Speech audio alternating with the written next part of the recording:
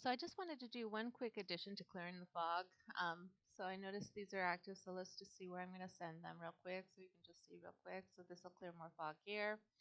This guy's still busy. This guy is camped, so I'm just going to keep him going south. I want to clear further south since there's a lot of activity down here. This is the Umbar zone in the far right, zone 4. Over here, zone 5, Novgorod. Or it could be 3 and 4. No, I think it's 4 and 5 because that's where I'm talking to people to help relocate people. So I'll go ahead and send him there because I'll start clearing out more areas. If I clear down to here, I'll crisscross over to probably over here. I'll clear over there and have him hopefully go up that way. I'll put him over here once he's cleared down to here, and then I'll put him over that way. If not, I might clear over to here and then do it up. So that's how I use the crisscross a lot. But a lot of people think that clearing the fog is about getting the resources. I mean, yeah, they figure it's about knowing a little bit more about what's going on. They think about getting the resources. And I want to just share a few things. When a mysterious cave comes up as you're clearing the fog, if you clear it right then and there while your scout is still headed to the area you've directed him to, and he can just backtrack, investigate, spend the 10 seconds, do it, and then he'll get right back to clearing the fog. So if it ever pops up, mysterious cave found, and you're able to click on there, go do it. At this point, it's been a while, so if I send them there, they'll go there, they'll investigate it, and then they'll head home. And then it might take more time to get back, especially given how much distance they are. So here's where I wanted to talk about how a lot of people think it's just about clearing the or getting the resources in the caves. You can see here a cave. I had shown on the global view of the community that if you go to explore, you can start seeing where all of the caves and tribal villages are. Now, when you're clearing the fog, I prefer to do it from this just because you can just quickly click on it, that, click that, and at least it'll clear it in here so that you're not losing any of your things when they're listed. Another thing is, as soon as a holy site comes up or a barbarian camp, I like to clear it because that clears more of the fog than sending him to scout, sending one of the scouts. And also because it gives me more of the crisscross pattern that I can work with. You can see I'm very good about clearing the holy sites barbarian camps.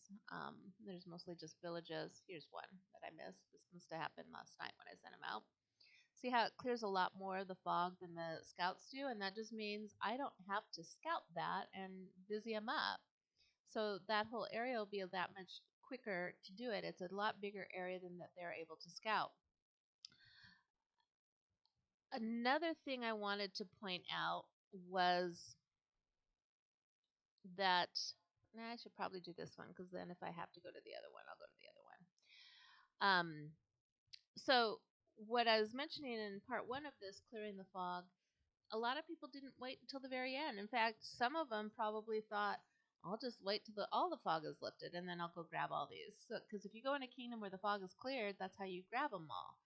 Well, then they realize, oh, but I'm going to lose out on, I think it's 500 gems plus a bunch of gold keys. And so they probably got to work clearing the fog. And it was kind of amusing because they kept using one of our alliance flags to clear the fog. That's another thing that's I've seen even in here. Sometimes someone will, they want to clear a fog to the area, so I'll show alliance. And they'll say, oh, I see over here, look over here, there'll be a fort over here. Why don't I find that you can't scout this? Well, I guess you could, but they don't. For some reason, they choose to scout an alliance flag. Now, when you scout something, it shows up as an attack. For everyone in that alliance, it'll show up in their castle as the alliance flag is being scouted. Possible dangerous attack. See, there's so much drama in this with red, and mind you, look at this. The border of red actually looks like a possible attack. That's happened to me a time or two where I'm like, is that a border or is that an attack? They like to add a lot of drama in this game. So people send scouts out all the time for no reason to points that they shouldn't be sending one. So our alliance flag was in the far upper corner, not the most far corner. It's just the other alliance probably no one had any interaction with. Plus, our alliance flag was near one of these sanctums because we owned the sanctum. So instead of sending the scout to the sanctum, which also, since we owned it, would have probably come across as a threat, and a threat to the sanctum is far worse than a threat to an alliance flag when you see that the alliance is so far away, right? Anyways, they would use this and trigger their scout to go there in order to clear the fog in the path. You know, a lot of people realize it creates a path and it'll clear the path. All they had to do was go next to it and clear there, and it's smarter to go next to it because you can have it linger. If you send it to someone else's alliance flag or structure, it scouts it, it sends you a report, and it goes right back. Plus, it costs you gold or food, depending on what level you're at. To me, it was just plain stupid. But they kept doing it. Different players. They were probably at the opposite end of the kingdom, and ours was the furthest end of the kingdom for them to be exploring, and they hadn't cleared it yet, and they wanted those gems for clearing the fog 100%, which you get if you clear the fog 2 weeks into the game rather than 2 months. You'll all get as soon as you clear the fog, the gems are yours. When that chapter is closed, the chapter has to close. So do not use other people's buildings to clear the fog. Linger. Use your chance to linger. See, they've all set up camp right next to it, which is also amusing. If you zoom in and look what it looks like, sometimes you'll be sitting right next to someone's town. It just sits there. And sometimes they'll sit there for a long time and you're like, wow, what are they doing? Of course, they're only supposed to linger for 5 minutes, but it seems like a long time. Everything's so much sped up in this game. So let's send him to clear because we know what that destination goal is. Let's see what it does if I send this here. It doesn't clear much. Let's see if I send it here. And that clears more. And then here, let's see what happens if I send him here. It clears some, fair amount. So when you're clearing the fog, it's not about the resources, the rewards you get from the tribal villages, the camps, and all of that. It's really about being able to see things. And think about it in your own life. How many times have you felt like your brain was fogged up because you had so many activities going on and it felt so cluttered, you couldn't really think straight towards something you were focusing on. And that's kind of what this clearing the fog is about. You need to be able to focus on what is the bigger picture of the game. What is going on? What alliance is doing what to which alliance? Is this an alliance I should reach out to because they seem pretty close and they look to have the same kind of enemy as me, but possibly we could be allies for the future. Maybe you will get strong enough where you can start teleporting cities to help out. And some of the things I'd like to help train some of the smaller alliances of new players is there are tools you haven't started learning how to play with yet. So clear the fog as quickly as you can in your way.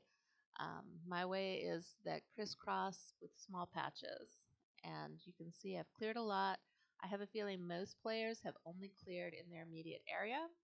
You also have in your items as you're going around, you earn from tribal villages and event rewards. You will earn also those kingdom maps, and I still have a lot. So you can use those from time to time.